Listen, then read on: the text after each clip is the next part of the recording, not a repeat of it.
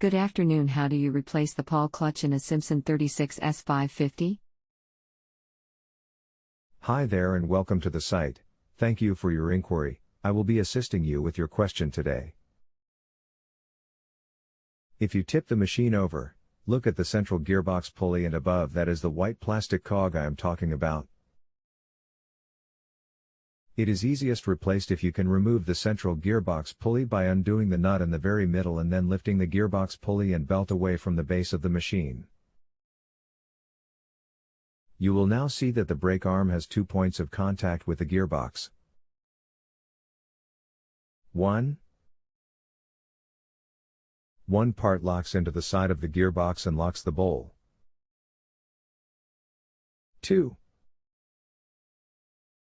The part that is supposed to line up with the white plastic cog is where the clutch pawl is attached to. The clutch pawl simply pushes onto the brake arm and locks itself into position. There is a V section that needs to be lined up with the bush, and then you firmly slide it on until it clicks and locks into place.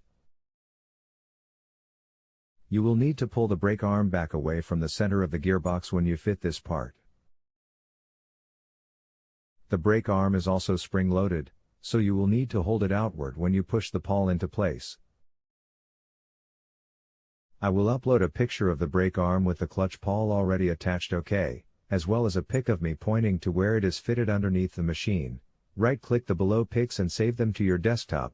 Also note, the picture in which I am pointing out the clutch pawl location on the brake arm, this is the base of another machine, upside down.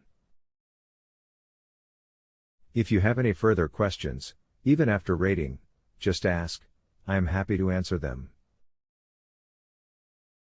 Thank you. AUSSIE Repair Tech. 41212.17420966644. Thank you for your assistance. That appears straightforward.